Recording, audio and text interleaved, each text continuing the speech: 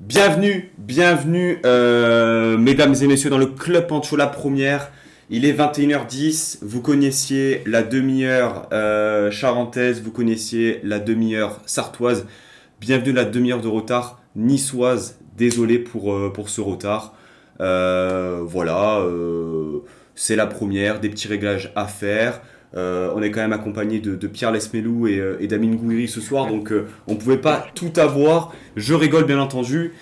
Avec nous ce soir, Ben Nissar, fan invétéré de Pierre Lesmelou, de ce que j'ai pu comprendre.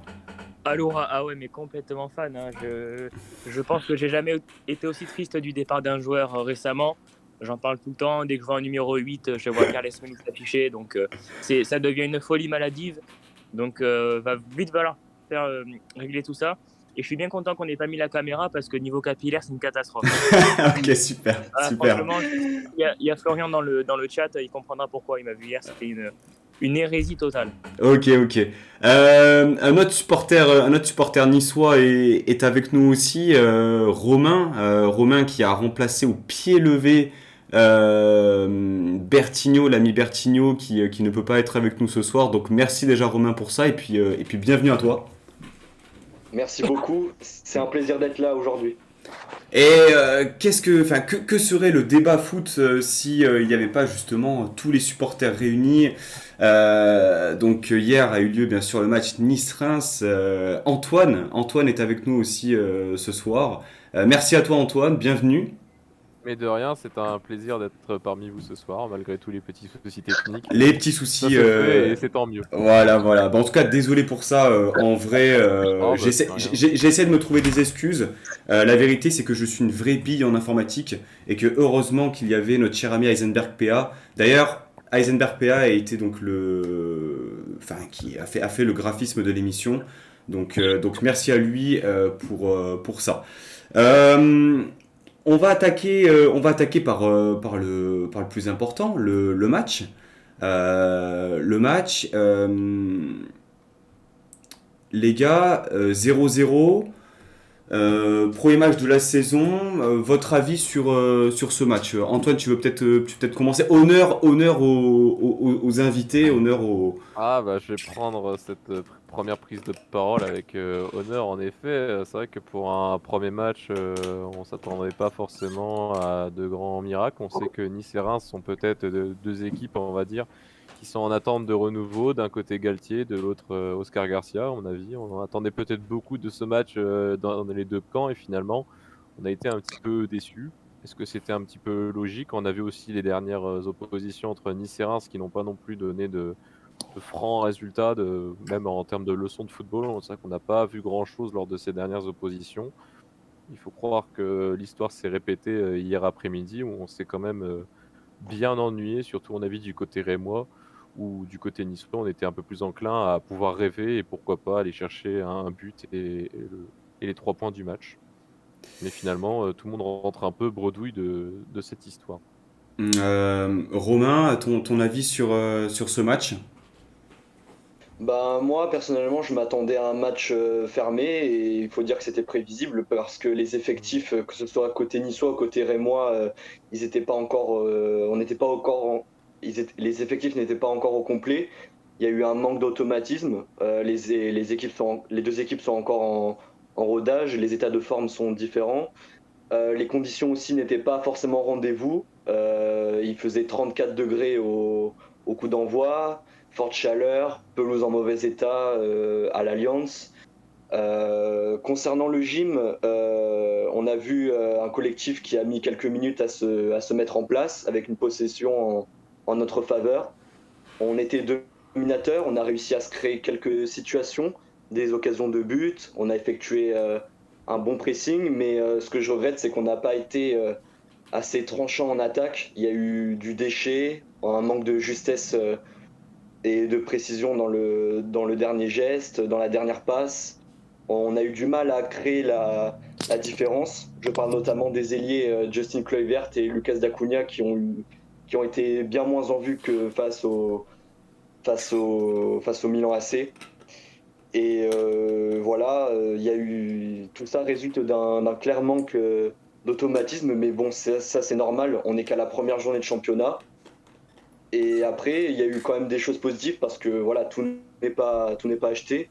Au milieu, on était présent avec notamment Pablo Rosario. On reviendra Ouais, dessus on y reviendra, je un peu pense, plus tard. effectivement, sur Rosario. Hein, Rosario qui a été excellent, qui fait vraiment une forte impression auprès de nous supporters niçois.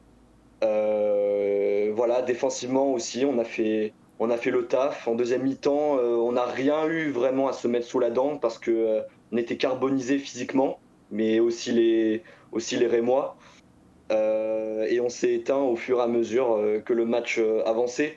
Mais en tout cas, j'ai vu les réactions après le match. Il y a eu des réactions que je trouve à mon goût un peu dures parce que voilà, comme j'ai dit tout à l'heure, il y a un manque d'automatisme et je suis optimiste pour une montée en puissance dans les prochaines semaines. Il faut pas, à mon avis, je pense pas qu'il faut être trop inquiet maintenant à l'heure actuelle. Ok, Voilà. Ben, tu veux rajouter quelque chose par rapport au match? Non, mais l'analyse de Romain est très bonne. On s'attendait, je pense, trop tôt à avoir une équipe de Nice prête. En fait, ce match de Milan, il nous a plutôt desservi, je pense, parce qu'on attendait beaucoup suite à cette rencontre. On pensait qu'on allait très vite monter en puissance et que dès la première journée, on allait être rodé. Et finalement, bah, ça n'a pas été le cas parce que bon, Milan, c'était une équipe qui était en retard par rapport à nous sur sa préparation, puisqu'ils reprennent la Serie A dans une ou dans 2 semaines, contrairement à nous. Donc, c'est pas la même analyse, Mhm. même si on a bien joué, attention. Là, voilà, l'équipe de Reims était rodée. Oscar Garcia faisait sa première, donc c'est toujours délicat d'affronter ce genre d'entraîneur. Galtier aussi faisait sa première. Nous, on attendait beaucoup de cette équipe de l'OGC Nice par rapport aux recrues, mais finalement, toutes n'ont pas joué ou alors sont entrés en cours de match comme Melvin Bard. Et puis, il manque aussi des joueurs. Donc, il ne faut pas non plus s'attendre à grand-chose. Il ne fallait pas s'attendre non plus à grand-chose de ce match. Ça va venir petit à petit. Je pense que c'est à peu près à la mi-septembre ou début octobre environ qu'on saura un petit peu plus ce que vaut réellement cette équipe. Alors, Mais comme a dit Romain, si une oui. équipe peut naître, si elle peut naître à partir de Nice-Marseille le 22 août, je dis pas non, hein, parce que si on prend 3-0 à la maison, si tu veux, je vais pas être heureux. Hein, Alors oui, elle peut naître d'un Nice-Marseille, je pense. Bah, de toute manière, j'ai cette intime conviction que l'équipe de Lucien Favre en 2016, au-delà du Nice-Rennes de la première journée où Malang Sarr marque le seul but de la rencontre et ça fédère tout un peuple après les événements de ouais. juillet, je pense que ce Nice-Marseille était un déclencheur parce que c'est le derby, parce qu'il y a eu de la tension, parce qu'il y a eu un enjeu fort. On a réussi à l'affronter parce que le public était derrière le club, derrière les joueurs. Et je pense que ça a été un tournant de la saison, puisque 10 jours plus tard, on bat Monaco 4-0. Je ne pense pas que ça sera ce cas, le cas dans à peine 13 jours. Après, sait-on jamais. Mais voilà, je pense qu'on sera rodé d'ici la mi-septembre. Il ne faut pas se faire trop de soucis. Moi, ce que j'ai vraiment pas apprécié, au-delà du fait que bon, certains joueurs étaient fatigués, et c'est normal. Enfin, je veux dire, nous, en tribune, même nous en tribune, on était fatigués. Enfin, en tout cas, moi, je bougeais. Même ceux qui étaient assis disaient on est fatigués. Le soleil, Et ouais. ça nous épuise. J'imagine pas les joueurs sur le terrain. Et les gens qui sifflaient à la fin du match, je trouve ça inadmissible. Ah, c'est Ça, complètement débile. On les a C'est pas débile. vus depuis Ah, un an ça, et demi c'est. à l'Allianz Riviera. Et les gens qui ont sifflé, je peux vous l'assurer, hein, c'est les gens qui, pendant tout le match, étaient assis à rien faire. Et les gens qui étaient là Bah, c'est. encouragés pendant tout le match, C'est j'en du faisais classique. partie, C'est. on a continué à chanter, à applaudir. Et les gens qui ont rien foutu, ils étaient là à siffler. Non mais je sais pas, vous êtes supporter de l'OGC Nice ou pas? Parce qu'on aura besoin d'un stade derrière l'OGC Nice face à Marseille. On aura besoin de ça. Parce que comme tu l'as dit, ça peut être un événement déclencheur pour la saison.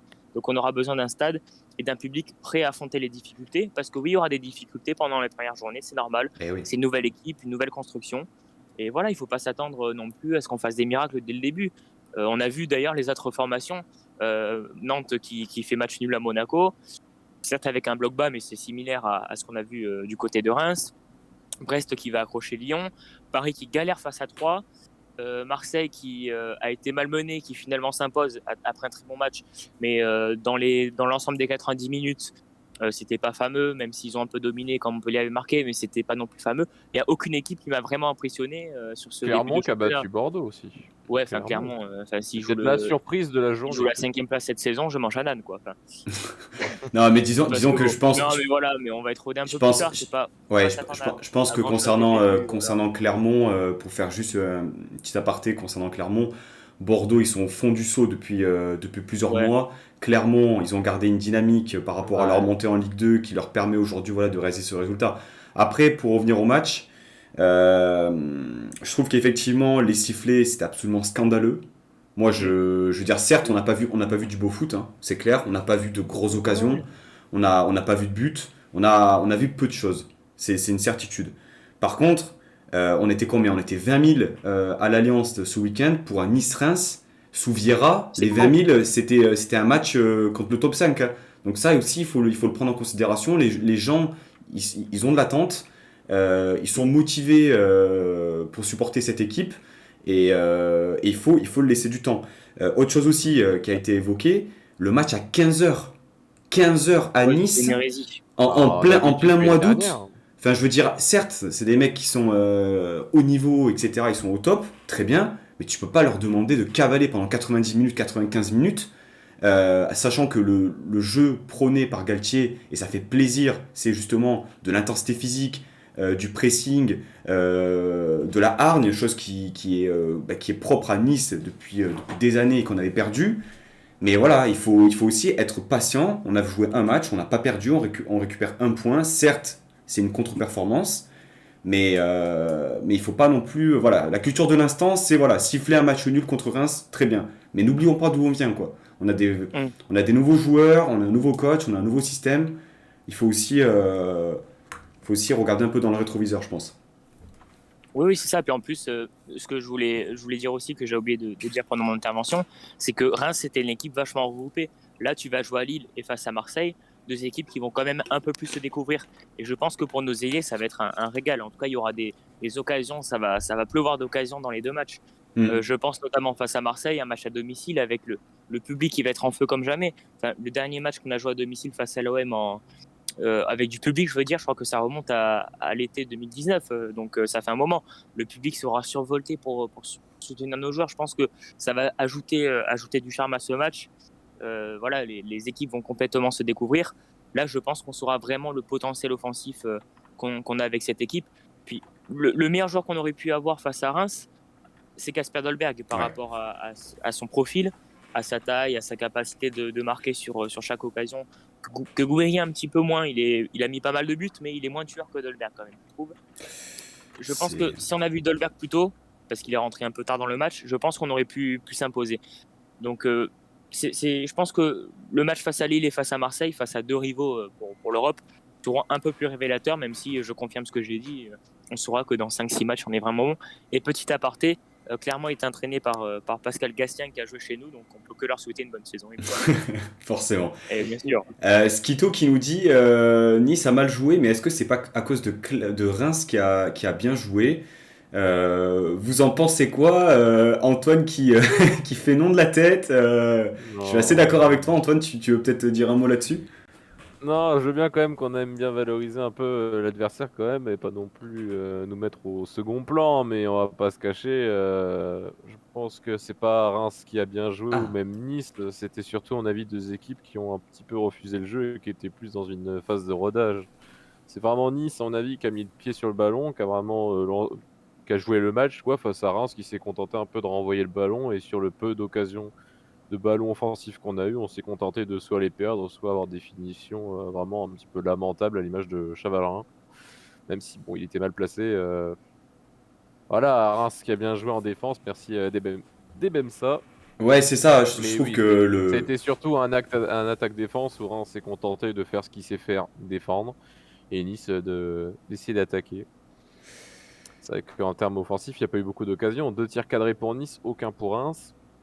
Je Ouais, crois mais que les chiffres parlent d'eux-mêmes. ouais, et puis juste une dernière chose par rapport au match. Là, c'était plus une question tactique qu'on avait entreaperçu aussi dans les matchs amicaux, mais moi qui m'a clairement posé question, c'est le placement de Rosario lorsqu'on est en phase offensive, lorsque Attal prend le couloir, Rosario donc prend sa place, mais ça fait qu'il n'y a qu'un seul milieu de terrain qui fait le relais entre les joueurs offensifs. Je trouve que. Enfin, je sais pas ce que vous en avez pensé, vous, sur le match. Alors, peut-être je m'adresse un peu plus à Romain et Ben. Je trouve que voilà, moi, c'est quelque chose qui m'a posé question. Ça manquait de créativité au milieu de terrain et on attendait, voilà, on voulait que ce soit beaucoup de percussion et moins de construction, selon moi. Romain, je te laisse commencer si tu veux. Ah, merci. Ben oui, comme tu as dit, Pancho, on a eu clairement un manque de créativité. Comme je disais dans ma première prise de parole il y a quelques minutes, nos ailiers, hier, c'était Kluivert du côté gauche et Dacunia du côté droit. Justin Kluivert, qui a été très en vue contre le Milan AC, il avait fait parler sa technique, il était vraiment dans tous les bons coups. Et là, contre Reims, on n'a pas reconnu le Justin Kluivert qui comment dire, avait réussi à déborder la défense et moi je trouve ça dommage. Après voilà, Kluivert a du ballon, ça c'est vraiment indéniable. Il a des qualités footballistiques évidentes et voilà, il n'a pas réussi à se mettre en évidence. Et Dacunia c'est pareil. Bon, Dacunia ça vient de la réserve de Reims, pardon de Rennes à la base. Il fait sa première saison en Ligue 1. Il est titulaire parce que Calvin Stengs était blessé. Et lui, moi personnellement, Dacunia, je l'aime bien ce joueur, honnêtement, mais je le trouve encore un peu tendre et il n'a pas toujours eu le geste juste en fait. Ouais.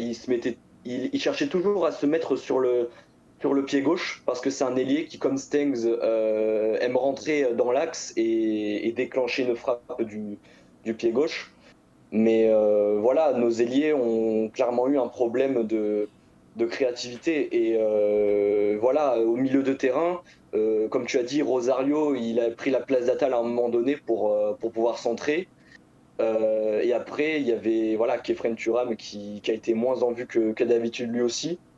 Bon, c'était pas extraordinaire, hein. Il a fait quelques chevauchées, mais c'était pas le Kefren Turam qu'on a l'habitude de voir sur les derniers matchs. Mais en tout cas, voilà, ce qui a posé problème dans ce match, c'est l'animation offensive qui doit être travaillée. Mais j'ai aucun souci sur le fait que ça s'améliorera dans les prochaines semaines, surtout avec le retour de Calvin Stengs sur l'aile droite Mm. et le retour de Kasper Dolberg titulaire aux côtés d'Amine Gouiri.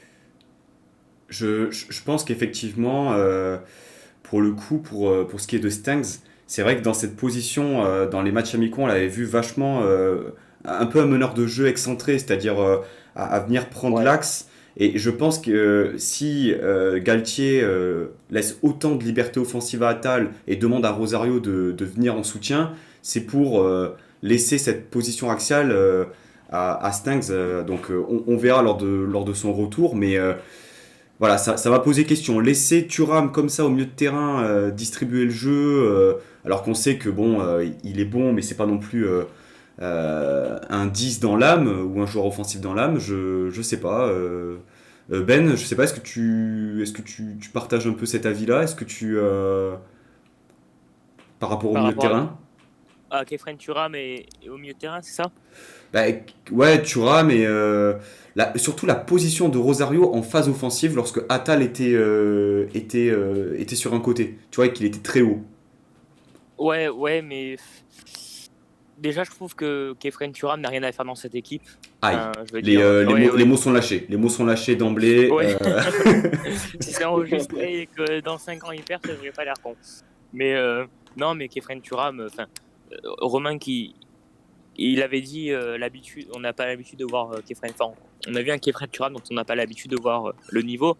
Enfin, je suis désolé, Kefren Turam, on l'a vu 5 matchs dans la saison, c'est 5 matchs en fin de saison, donc on a l'impression qu'il a fait une saison de fou.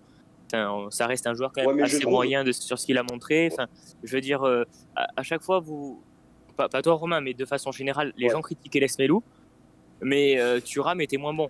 Je veux dire, je pense que Lespelou aurait beaucoup plus apporté dans notre équipe qu'un Kefren Turam. Alors, certes, il y a peut-être un gros manque d'objectivité, ça je vous l'accorde. Je ne suis pas journaliste, messieurs, je suis supporter. Ouais. Et fan invétéré de Carles Melou. Non, mais Donc, je pense qu'il y il y a aussi une problématique de système. Euh, c'est ça, oui. euh, euh, Bimar nous dit le problème de Thuram, c'est qu'il est trop irrégulier, parfois monstrueux, parfois inutile sur le terrain. Je pense que Lemina va rapidement s'imposer. C'est ça. Oui, Lemina, bah, sur je les voulais. 10-15 Ouais. minutes, je sais pas ce que vous en avez pensé, mais il a bien plus apporté que Thuram, j'ai trouvé, hein. Bah, Ouais. Lemina, c'est un Thuram plus en fait. C'est à peu près un profil assez similaire. Pas exactement le même, mais c'est un profil similaire. Mais je pense plus régulier. Donc on peut plus s'appuyer sur lui à la longue. Après, évidemment, le commentaire de la personne en question, je sais pas qui c'est, je suis désolé, j'ai oublié le nom, est très pertinent. C'est-à-dire qu'il peut faire des très grands matchs. On l'a vu face à Marseille quand on gagne 3-0, il fait un match de fou. En fin de saison, il fait des matchs de fou. Et ça lui arrive aussi de passer complètement à côté. Et tu peux pas t'appuyer sur des joueurs comme ça sur une saison, voilà, tu vas le titulariser pour un match important. Admettons, on titularise face à Marseille, il est pas bon. Tu peux très vite prendre l'eau. Là où un Mario Lemina, tu peux plus t'appuyer sur lui. C'est pour ça que Lemina, je serais très heureux et très enthousiaste à l'idée de le voir avec Rosario, parce que ces deux profils, je pense, assez complémentaires. On les a pas beaucoup vus ensemble, mais Mm. ça a l'air assez complémentaire. Rosario, son entente avec Attal sur le côté droit, j'ai bien aimé. Après, je sais pas ce que vous en avez pensé, mais Rosario, j'ai adoré son match. Je pense que ça Je va être pense que. un bon set, Ouais. super combatif. Il y a la vraie mentalité niçoise, même s'il il est arrivé que très récemment, mais il y a cette idée de bataille, non seulement pour défendre, mais aussi pour attaquer. Il a cette envie de se projeter vers l'avant. Il y a, certes, il peut y avoir des déchets, mais très peu au final. Et le mec, il est sur tous les ballons. Moi, j'ai trouvé assez impressionnant par son omniprésence. Mm. Donc, je pense qu'on peut s'appuyer sur lui. Il est jeune. Enfin, je pense que ça peut vraiment être une tête de gondole. Alors, attention à la culture de l'instant. Autant c'est son premier match, ce sera le seul qui sera bon, j'espère pas. Mais de ce que j'ai vu, je pense que Pablo Rosario peut devenir un très très très bon joueur. Et avec Lemina à côté, je pense que ça peut faire des étincelles. Je pense qu'on a fait le tour sur le match et on en a dit beaucoup sur les performances individuelles. On va passer sur les notes du match, en commençant bien sûr par le Stade de Reims. Alors en toute objectivité, Antoine, lorsque j'ai pensé aux notes vraiment de Reims, je me suis dit mais on peut noter quoi? Peut-être la défense, Abdelhamid et Rajkovic ont été bons, le reste, je sais pas ce que tu en penses. Bienvenue au Stade de Reims, l'équipe qu'on n'arrive jamais à noter les performances. C'est pour ça que même entre Rémois, il y a des dramas, il y a des embrouilles, car on ne sait jamais comment on peut noter cette équipe. On ne sait pas comment la noter. Est-ce qu'on doit glorifier les efforts défensifs? Est-ce qu'on doit donner une bonne note au milieu de terrain? Est-ce que les attaquants, on doit être un peu clément avec eux parce que justement, ils n'ont pas reçu de ballon, du coup, ils n'ont pas pu en faire grand-chose? Bah, c'est compliqué, c'est compliqué. Du coup, pour les notes, moi-même, j'ai un petit peu hésité, on va dire. Il a fallu, un peu dans un cadre optimiste, on va dire. J'étais optimiste dans ce barème de notes, sinon on pouvait enlever un point à tout le monde pratiquement, et on est dans un barème de notes un peu plus tranchant. Du coup, tu veux que je te dise le 11 titulaire, les meilleures notes, les meilleures, je sais Bon, ouais, on va plutôt, on va dire les meilleures notes et peut-être les déceptions pour toi sur ce match-là. pas. Bon, du coup, dans les meilleures notes, j'ai choisi quand même de valoriser deux joueurs en particulier qui sont Predrag Rajkovic, comme tu l'as cité, et Woodface. Je Hmm. n'ai pas choisi de valoriser plus que ça Abdelhamid, malgré encore un gros match de sa part, parce que j'ai trouvé Woodface vraiment dans une constante progression. L'année dernière, il revenait comme de loin. C'était toujours celui un peu, on va dire, le boulet de la classe, celui un peu le cancre, si j'ai envie de dire. Il était toujours là à provoquer la petite faute qu'il fallait pas, à se faire exclure à des moments où c'était vraiment pas opportun, en plus que c'était assez fréquent. Mais là, Woodface, depuis la mi-saison dernière, fait vraiment une bonne carrière au Stade de Reims et vraiment, on peut compter sur lui dans la charnière centrale. Et que dire de Predrag Rajkovic? Que dire du gardien serbe, vraiment, qui était encore une fois très bon dans les cages, malgré quand même une petite erreur qui aurait pu coûter un but. Heureusement qu'il y a eu un bon retour de Gravillon en début de seconde période. Je pense que vous avez l'action en mémoire. Mais sinon, vraiment, il a été impérial dans ses interventions. C'est tout ce qu'on attend de lui et c'est vraiment ça, à mon avis, une des grosses forces de Reims. Ah, Obi-Wan Ah, par contre, qui nous dit gros match collectif de Reims, ils étaient prêts pour affronter l'entraîneur champion de France. Euh, donc gros bloc, pas de recrues, des automatismes déjà au top. bah, en recrue, oui, c'est vrai qu'au final, comme vrai recrue, on a quand même Gravillon, que beaucoup quand même ont l'air d'oublier, qui était quand même aligné en plus en titulaire aujourd'hui, dans cette fameuse défense à 5, on va dire, avec les latéraux un peu plus hauts. C'est un peu plus une défense à 3. On retrouvait Ghislain Conan et Thomas Fouquet, et j'ai eu un peu de mal notamment à voir les deux latéraux dans cette disposition, nous qui étions plus habitués à une défense à 4, comme ce fut le cas la saison dernière. Mais oui, de toute façon, on attend un avis de voir. C'est vraiment là-dessus que Oscar Garcia veut jouer, c'est dans cette composition-là. C'est ça notamment qui a fait que Gravillon a signé à Reims. C'est vrai qu'on attend encore toujours des recrues. Je ne sais pas forcément à quel poste, parce qu'on va dire que le mercato, je l'ai un petit peu suivi de loin, pour rien de vous cacher. Donc là, je suppose qu'on attend plus des renforts, peut-être. On y Au milieu de reviendra terrain. tout à l'heure sur Parce le, que sur c'est le compliqué mercato. à Ouais. Reims. À Reims, exemple, on dit qu'il faut recruter des attaquants, mais on a plein d'attaquants qui sont sur le banc. Alors certes, on a Boulaïdia qui est parti. Qui nous reste? Il nous reste Ciro Huis, Mboukou notamment, qui a fait un match assez moyen comme hier, à l'image des attaquants, mais bon, il revenait comme des Jeux Olympiques. On peut peut-être mettre ça aussi sur la forme, où quand même il en a un petit peu bavé cet été, même s'ils ne sont pas allés bien loin, les Français. Mais oui, c'est vrai qu'à Reims, il y a beaucoup de joueurs qui sur le banc, mais beaucoup de joueurs qu'on avait beaucoup d'espoir sur eux, mais qui finalement n'ont rien donné. Je peux citer Sir Wace, qui a encore fait un match très moyen hier. C'est d'ailleurs ma pire note, c'est un 3 pour lui. On peut dire Donis également, El Bilal Touré qui a pris le melon et qui veut plus s'entraîner avec Reims. C'est vraiment un cas à part et à mon avis, on y reviendra dessus d'ici Ouais. quelques semaines si la situation évolue. Mais oui, c'est toujours compliqué de noter les joueurs avec notre équipe. Ok, Romain, pour l'OGC Nice, quels ont été toi les joueurs qui sont sortis du lot et en même temps les joueurs qui t'ont déçu? Bah, on va commencer par les satisfactions. Donc, forcément, Rosario, c'est celui qui, pour moi, a eu la note la plus élevée. Alors, pour ma part, j'ai mis une note de 7,5 sur 10 quand même. Il a rendu vraiment une très très belle partition au milieu de terrain. Comme a dit Ben, voilà, Rosario est quelqu'un vraiment de très combatif, qui a cette mentalité, cette mentalité niçoise, même s'il est arrivé il y a même pas 2 semaines. Voilà, Rosario qui pour moi sera un futur capitaine du gym dans les années à venir. On verra, on verra. Ensuite, les joueurs que j'ai trouvé bons aussi, la charnière centrale, Dante et Todibo, qui pour moi ont été, voilà, qui ont fait leur job défensivement. Et, et Dante, j'ai été vraiment impressionné de voir sa condition Ah physique ouais. après 9 mois de convalescence. C'est juste incroyable. Moi, quand j'étais au stade hier, j'en revenais pas. Bon, j'avais pu voir dans les matchs amicaux qu'il avait joué 45 minutes, je crois, contre l'Union Berlin et 80 minutes contre le Milan AC. Mais c'est juste incroyable à quel point voilà, enfin, son état aujourd'hui, après 9 mois d'arrêt, c'est juste incroyable. Ensuite, Attal, que j'ai trouvé bon, enfin sans être extraordinaire, mais voilà, que j'ai mis un 6 sur 10 personnellement. Et ensuite, ceux qui m'ont déçu, comme j'ai dit tout à l'heure, c'est Justin Kluivert et Dacunia, qui ont eu beaucoup de mal, et ainsi que la paire d'attaque Gouiri et Endoy, surtout Dan Endoy, Oh là là. qui a été affreux hier, Oh, et je pèse mes mots. un deuil cataclysmique, hein.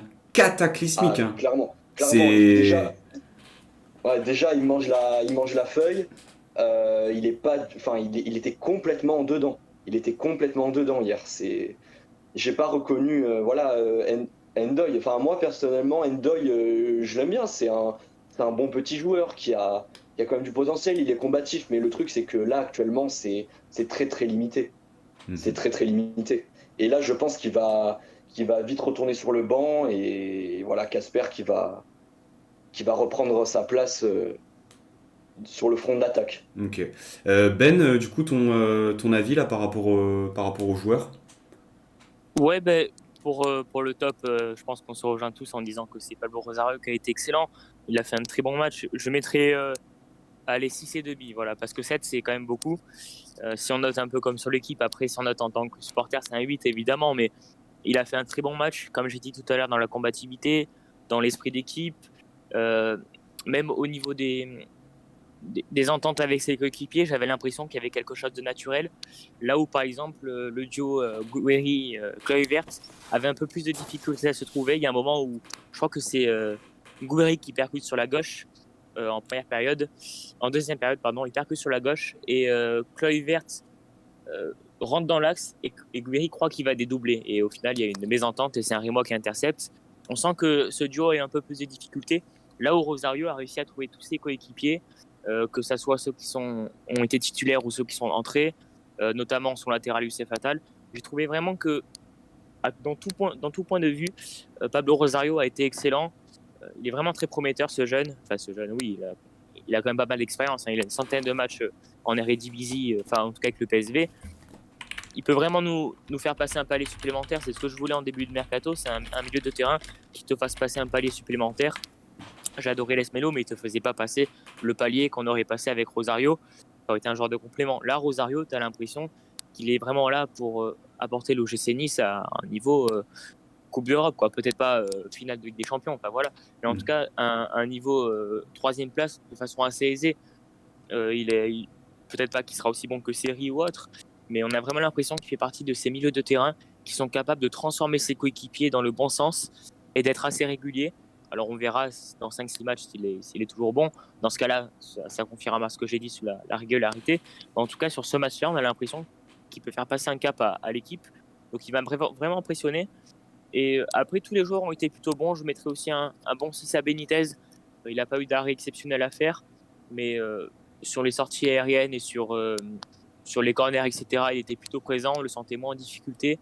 Donc voilà, il n'a pas fait un match de fou. Le jeu au pied. Le jeu au pied, Ben. Le jeu au pied, c'est vrai. Le jeu au pied, Alors, c'est pas mal. alors, moi, pour le jeu au pied, il y a eu 2-3 situations. Je me permets juste de rebondir sur Walter. Il y a eu 2-3 situations où il est sur son pied gauche. Moi, j'étais pas bien. Hein. Je n'étais pas bien. Et l'autre, il a failli la contrer et ça aurait fait but. Hein. À un moment, j'ai eu super peur. Avec l'effet d'optique, j'ai cru que, parce que j'étais au niveau du poteau, j'ai dit si la touche, c'est fini. Il a fait peur. Je te laisse du coup continuer, Ben. Ouais, il n'y a pas de souci, Mais voilà, sur ses interventions, en tout cas en tant que vrai gardien, quoi. Il a été plutôt rassurant. Pas non plus. Enfin voilà, c'est pas là qu'on voit que c'est un bon gardien. C'est pas là qu'on voit que c'est le Benitez du Parc OL où il nous sort 9 arrêts. Mais en tout cas, c'est rassurant de se dire qu'il n'est pas si mauvais par rapport à ce que certains laissaient croire, par rapport à sa saison qui a été un peu plus décevante. Là, voilà, on le sent un peu plus en sérénité, un peu plus tranquille, plus serein. Et je suis vraiment très content pour lui. Sinon, toute l'équipe a été globalement bonne. Même Galtier, au niveau de ses changements, il a été assez pertinent. Ouais. Il aurait pu trop se découvrir et laisser trop d'espace à Reims. Et on aurait pu se faire piéger. Il n'a pas voulu trop tenter la gagne. On sentait qu'il y avait quand même un minimum de retenue sur le dernier quart d'heure. Ne pas trop vouloir se projeter, laisser des espaces. Et avec un Dante, par exemple, un peu lent, un peu vieillissant, qui a fait un bon match, comme l'a dit Romain, et on aurait pu avoir des difficultés. Là, je sens que Galtier a été très intéressant dans son coaching. Pas aller trop vite vers l'avant.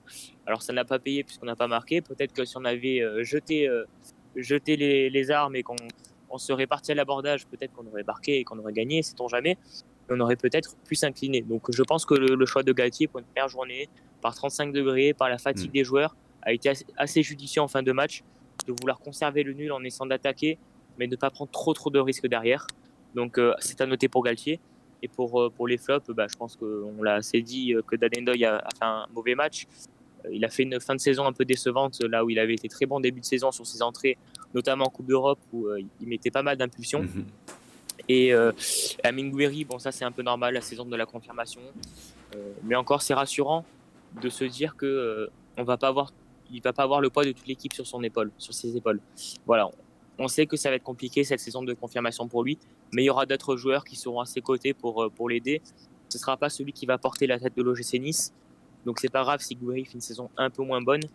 C'est même assez normal dans sa progression de jeune joueur et ça va lui permettre d'être meilleur à l'avenir. Donc vraiment, je suis très très satisfait de ce qu'on a proposé, à part voilà, Ndoye et donc ce match un peu moins bon de Gouiri qui est assez naturel. Franchement, je suis très très satisfait du match. On peut pas non plus attendre grand chose de l'OGC Nice. Les gens font que râler sur les réseaux sociaux, vous l'avez vu. Ça va, c'est le premier match. Alors peut-être que l'analyse après match face à l'OM, si on prend 2-0, ce sera pas la même. Mais là, voilà, Voilà, c'est face à ça. Reims, qui est quand même une belle équipe. Hein. Reims, c'est pas n'importe qui. C'est pas Bordeaux Ouais. qui a perdu à Clermont. C'est pas une équipe de merde, Reims, quand même. Enfin, notre ami Rémois, peut-être, va dire qu'on les met Bah, un ça a petit un peu petit peu trop, mais c'est baissé pas. quand même en niveau, ouais. C'est un peu baissé en Ouais, mais niveau en bon. considération. Même nous, on sait pas la situer. Des Rémois qui sont tout à fait objectifs, nous voient quasiment être relégués. D'autres nous voient au contraire jouer le milieu de tableau et les plus optimistes peut-être aller le top 10, allez, dans le meilleur des cas. Mais l'équipe a baissé en niveau depuis, est en train de baisser de niveau depuis qu'on est monté en Ligue 1. C'est une certitude. Puis Ah, juste pour poursuivre un peu ce que tu disais, Antoine, euh, tu perds l'année dernière Disasi, Mmh. tu perds Hassan Kamara, tu perds Mmh. Boulaïdia. Enfin, Les meilleurs. tu te fais un peu piller à chaque mercato. Je trouve que c'est pas Ça forcément nous a évident, pas quoi. empêché de jouer quand même l'Europa League. Au final, on le rappelle, on a quand même joué l'Europa League, les tours préliminaires. C'est passé contre le Servette, mais on n'est pas passé contre des Hongrois, donc bon. On n'était Ouais. pas loin d'éventuellement écrire peut-être une petite page où on aurait bien aimé davantage se battre, mais c'est déjà à ce moment-là où on Oui. calait, où on a des problèmes offensifs. Ça fait des années qu'on a des problèmes offensifs. L'année dernière, c'est Boulaïdia qui arrive à peu près à l'école maté. Cette année, on ne sait pas vraiment qui peut être un tueur devant le but, quoi. Faut un déclic, faut pas forcément une recrue parce que le banc est déjà suffisamment élargi comme ça, mais faut un déclic, c'est certain. Pour juste finir concernant les notes, effectivement, alors Rosario, Romain et Ben, alors j'aime beaucoup aussi, j'aime son tempérament. Je trouve qu'il a un gros volume de jeu. Obi-Wan disait dans le chat qu'il était en avance sur la préparation par rapport au tour préliminaire du PSV en Ligue des Champions. Ça, je pense que ça joue ah aussi. oui. C'est-à-dire que on voit que il court plus, il tacle. Je pense qu'il va prendre deux trois rouges dans la saison, mais ça c'est pas forcément un problème pour moi parce que on a manqué de joueurs de ce type-là. On a manqué clairement de joueurs. Et ce que j'aime bien aussi, je l'avais pas trop vu, c'est que il a un toucher de balle quand même. Il a une certaine technique, il est assez fin. C'est pas le plus fin des milieux de terrain, mais il pourra quand même apporter, je pense, l'avant-dernière passe sur une action. Donc 7 sur 10 pour Rosario, je trouve que c'est assez honnête. Après, moi, je trouve que voilà, les déceptions. Après, bon, Dacunia, bon, dans le contexte qu'on connaît, le mec est pas censé être titulaire très bien, mais il a clairement montré qu'il n'était pas forcément prêt à assumer une position de ce type-là dans un club comme Nice. Malgré de bonnes intentions, malgré un gros retour défensif aussi sur une action, je crois que c'était en deuxième mi-temps où il revient défendre dans les pieds de Abdelhamid justement. Donc une grosse débauche d'énergie, mais j'ai trouvé un niveau en fait global trop en dessous en fait, trop en dessous. Donc il faudra quand même qu'il prenne le temps de se développer en doublure de Stanks. Je pense que c'est très bien pour lui, mais titulaire lors d'une première journée, c'était trop pour lui.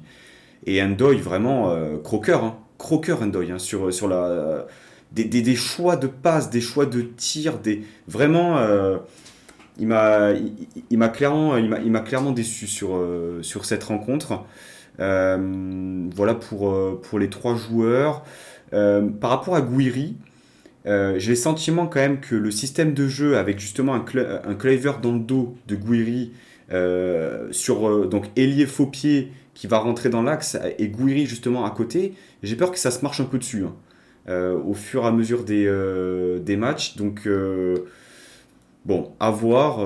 Gouiri a quand même l'habitude de venir récupérer des ballons. Faut voir comment ça se réajuste tactiquement par rapport à ça.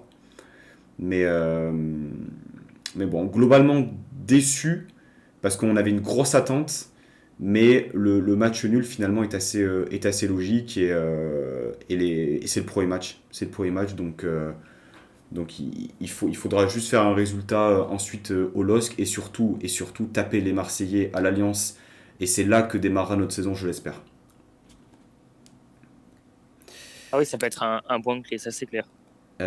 Gilles, Session Avignon, salut Gilles, qui nous dit déjà Camara et Kluivert se marchent dessus aussi. Ben ouais, c'est vrai que je suis assez d'accord. Camara était quand même un latéral très offensif. Kluivert, un milieu de terrain assez offensif aussi, qui repique dans l'axe, et Gouiri, et en fait ils sont les trois sur la même ligne. Donc par rapport à ça, il faut peut-être demander à Gouiri d'être un peu plus fixe dans l'axe, mais ce serait un peu contre nature par rapport au talent du garçon, quoi. Je sais pas ce que vous en pensez par rapport On à ça. rappelle que Camara à Reims a déjà joué milieu gauche, milieu droit. On le rappelle. Il a joué Milieu plusieurs fois. droit, wow. Il a déjà joué une fois, il me semble, milieu droit vraiment en dépannage au cours d'un match. Ok. Il a Le pire déjà joué gaucher. milieu, en tout cas. D'accord. Mais vraiment, il était quasiment polyvalent. À la rigueur, on aurait pu le foutre en attaque, ça aurait été pareil. Quel joueur c'était? Tu disais, je sais pas si c'était Ben ou Romain. Non, mais j'étais étonné par sa polyvalence. Lui qui est un pur gaucher, le fait qu'il joue à droite, c'est bon. Je pense pas qu'on aura besoin cette saison parce qu'on a déjà Lotomba et Attal qui sont capables de jouer milieu droit, mais c'est assez intéressant quand même de voir un joueur aussi complet que Camara. Oui, très bon joueur et je pense que l'arrivée d'un bar dans son dos, ça peut lui être extrêmement positif pour la suite de son passage chez nous. Il peut être très bon. Il peut être très bon. On va passer, messieurs, à la partie le mercato, parce que nous sommes Ah, toujours au mois d'août, que le mercato, donc côté niçois, a été quand même bouillant, hein, il faut dire ce qui est. On va commencer par le stade de Reims. Donc El Bilal Touré, partant, pas partant. Est-ce qu'il y a des rumeurs? Tu disais tout à l'heure que tu avais regardé ça un peu de loin. De loin, ouais, un petit peu. On va dire que pour moi, Bilal Touré est bien parti pour rester rémois. On va dire Jean-Pierre Caillot, le président, accompagné de la cour, etc., sont convaincus que El Bilal Touré va peut-être se ressaisir, qu'il va voir une lumière qui va le ramener à la raison. Parce que pour rappel, ça fait 6 mois que El Bilal Touré ne s'entraîne plus avec le groupe professionnel. Il refuse de s'entraîner. Il cherche à forcer son départ, pensant que son talent mérite de plus grand, alors qu'il ne l'a pas vraiment. Ouais, attendez, ouais, parce que je crois que j'avais peut-être aussi un peu baissé le son de mon micro, voilà, parce que je vois le chat en même temps. Je disais surtout que El Bilal Touré, à mon avis, cherche un meilleur club, alors que pourtant il n'a pas forcément tant donné que ça avec Reims. Certes, il a fait de bonnes prestations, mais ce n'est pas non plus suffisant. Les dirigeants et moi pensent qu'il doit faire encore une saison pleine avant de probablement partir et de trouver un meilleur club. Soi-disant, en plus, d'après plusieurs informations qu'on aurait à disposition, et on va dire qu'il s'est séparé de ses meilleurs éléments de son entourage. Et vraiment, l'entourage, c'est peut-être ce qui caractérise une des forces d'un joueur et ainsi que ses faiblesses. Et visiblement, il aurait gardé des contacts assez moyens pour lui, on va dire, de mauvaise fréquentation. Des personnes un peu qui le font miroiter autour de grands clubs. On parle quand même de clubs comme la Juventus, comme Barcelone, mais vraiment des clubs qui ne regarderaient même pas Reims, quoi, qui ne sauraient même pas placer la ville sur une carte. Mais Donc, alors, bon, El Bilal Touré, concrètement, qu'est-ce qu'il a montré, qu'est-ce qu'il a prouvé? Et il est jeune, ce garçon, non? il est très jeune, il me semble qu'il a 19-20 ans, il doit avoir même pas la vingtaine, El Bilal Touré. Bah, on va dire, on l'a vu l'année dernière, et même, il me semble, il y a 2 saisons, parce que je me rappelle plus bien vraiment de El Bilal Touré quand il est vraiment rentré dans le bain. Il avait fait des rentrées, il avait marqué, il a marqué, je crois, il me semble, contre Angers, il avait marqué, il me semble, 5 buts, je crois, la saison dernière, ou en professionnel en tout cas. Donc il a Bilal Touré, on va dire que c'était un. On pensait peut-être que le futur de l'attaque pouvait reposer sur lui. Quand on l'a vu dans ses premiers matchs, ça semblait être vraiment un gamin, un petit peu un jeune qui était bien placé, qui était souvent à l'affût de bons ballons, toujours un petit peu à bien exploiter chacune de ses possessions de balles. Et petit à petit, on va dire, ses performances sont un petit peu retombées et peut-être que c'était dû en même temps à ses fréquentations. Ça, on n'en sait pas grand-chose si ça peut été un lien de cause à effet, de coïncidence. Mais en tout cas, pour El Bilal Touré, il est toujours rémois et normalement, il sera toujours rémois. Je ne vois pas dans tous les cas que les clubs pourraient se voir prêter ou acheter un jeune quand même qui montre un énorme zèle au niveau du comportement. Ça, à mon avis, c'est pas bénéfique pour le Stade de Reims et c'est pas bénéfique pour le futur club qu'il a envie de rejoindre.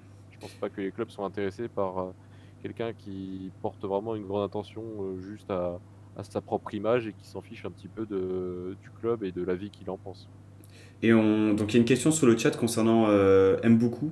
Alors est-ce qu'il va rester? Est-ce qu'il va Ça, partir? c'est la grande question actuelle, c'est si Mboku va rester ou non. Pour le moment, le Stade de Reims a accordé un bon de sortie à Mboku. Déjà, ça fait un petit peu peur quand on voit que la liste d'attaquants à Reims est certes longue, mais comme je le disais il y a quelques instants, pas très enrichie, pas très complète, très peu expérimentée, surtout qui n'est pas assez efficace. Déjà, avec le départ de Boulaïdi l'année dernière, c'est un poste important à combler. Visiblement, Mboko aurait des convoitises dans plusieurs clubs, dans plusieurs championnats. C'est vrai qu'on n'en sait pas plus parce que le dossier est un petit peu mis de côté. On ne sait pas vraiment ce qui se passe. À mon avis, ça risque peut-être de se décider dans les prochains jours. Mais pour le moment, Mboko pourrait partir, visiblement pour 10 millions d'euros de ce que j'aurais entendu. Vraiment, Jean-Pierre Caillou ne s'en cache pas. Une somme de 10 millions d'euros le conviendrait à laisser partir Mboko, qui, on rappelle, est un jeune espoir français qui a joué notamment les Hmm. Jeux Olympiques cet été. Ok, ok. Mais pour le moment, il n'y a que ça comme piste, sinon tout le reste s'est refroidi. Pedra Grajkovic, qui était peut-être pressenti à Lille, ne partira pas. Ce qui est d'ailleurs peut-être l'un des meilleurs coups au final du mercato, c'est qu'il n'y a pas forcément des arrivées, mais surtout des joueurs qu'on a réussi à garder.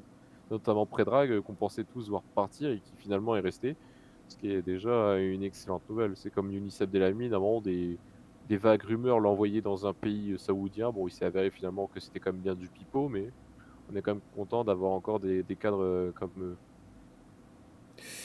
On nous dit que voilà, pour Reims, il y a un attaquant libre du côté de Barcelone. Est-ce que tu as vu des rumeurs sur Ah oui, cette option?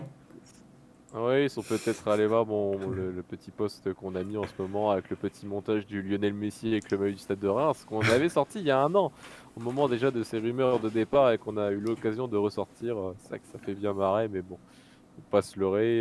Je pense même pas qu'on puisse se payer la main droite de Lionel Messi. C'est Donc dire, le c'est dire, joueur, c'est dire. donc le joueur tout entier, non.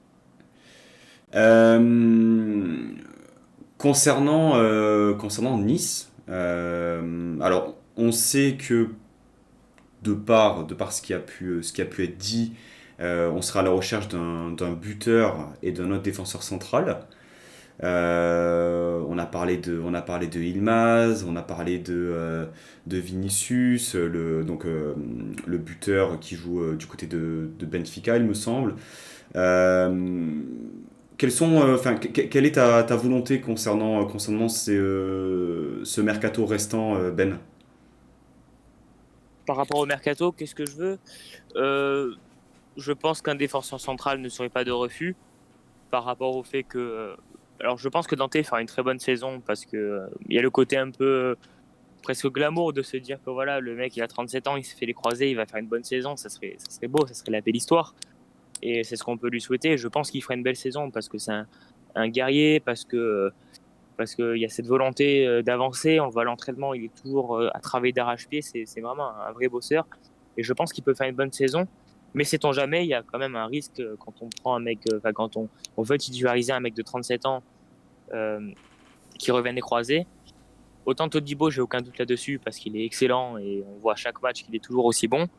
Voilà, vaut mieux prendre un remplaçant à Dante, sait-on jamais, puisque Danny Luc, je ne sais pas s'il serait capable de tenir une saison entière si jamais il y a un problème. Bambou, encore moins, je pense, même si j'aime beaucoup et je pense qu'il a du potentiel. Bambou, encore moins. Voilà, pourquoi pas un défenseur central de complément, pas un mec qui casse des briques, hein, on veut pas non plus. Voilà, mais par exemple, je sais pas moi, un Djikou, un Younis Abdelhamid, bon, je sais que vous serez pas forcément content s'il parle, et moi, j'imagine. Mais voilà, Ah, par vous exemple, un aurez Djikou, ça la serait charnière incroyable. des expérimentés. Vous aurez Ah la oui, là, charnière des oui. expérimentés. Dante Abdelhamid, on peut pas faire plus âgé, je pense. Non, mais Ah, Abdelhamid, si Dante se blesse, donc Dante, Abdelhamid Todibo. Mais en tout cas, ah. une piste, voilà, ce serait Alexander Djikou, qui est, je crois, encore à Strasbourg. Voilà, qui est toujours très bon, qui a une certaine expérience, qui est très bon, qui, je pense, coûtera pas très cher. Enfin voilà, en complément, mais Mhm. c'est pas la priorité. Je pense le poste de défenseur central. Le gardien de but a été renforcé. Les latéraux, je pense que c'est bon. Il manque peut-être un milieu de terrain supplémentaire, mais c'est même pas sûr. Pour moi, le mercato, il est quand même bien à ce moment-là de la saison. Peut-être un avant-centre remplaçant, parce que si on continue à jouer en 4-4-2, qui remplacera Guiri et Dolberg s'il se blesse? On a vu que Endoy c'est très moyen. Misian, n'en parlons même pas. Issan Sako qui est sur le départ et qui de toute façon est blessé. Donc je pense qu'un attaquant de complément aussi, ce ne serait pas de refus. Mais en tout cas, parmi le 11 type, j'ai pas l'impression qu'il faille vraiment prendre un joueur pour prendre un joueur. Si on a l'impression que l'effectif est bon, si on n'a pas l'impression qu'il faille prendre de nouveaux joueurs, alors ne prenons pas de nouveaux joueurs pour prendre de nouveaux joueurs. On verra bien, on rectifiera cet hiver. Mais à part 2 joueurs de complément à des postes bien ciblés, j'ai pas l'impression qu'il faille recruter spécialement. Et peut-être qu'il faudra même faire confiance aux Niçois qu'on a dans le groupe, puisqu'on a des Niçois encore dans le groupe et des Niçois de qualité. Donc le recrutement, pour moi, est quasiment terminé. Ok, très bien. Romain, ton avis sur le mercato à venir? Bah, déjà pour moi, en l'état, le mercato, il est pratiquement réussi. On a réussi à s'attacher des jeunes joueurs avec un très fort potentiel, connus aussi parce qu'ils ont joué dans des grands clubs, comme, voilà, comme on a dit, Kluivert, Calvin Stengs, Melvin Barr, Mario Lemina, Rosario. Moi, je trouve qu'en l'état, c'est un mercato qui est très très bien ciblé à pratiquement tous les postes. J'oublie notamment Marcin Bulka qui nous a rejoint il y a quelques jours pour être la doublure de Walter Benitez. Pour moi, et même comme Galtier le dit, voilà, il nous manque un attaquant supplémentaire, donc un buteur et un défenseur central. Voilà, le défenseur central, aux dernières nouvelles, apparemment, on aurait formulé une proposition de prêt pour Samuel Umtiti d'après des comptes Twitter du Barça. Donc, je ne sais pas ce que vous en pensez.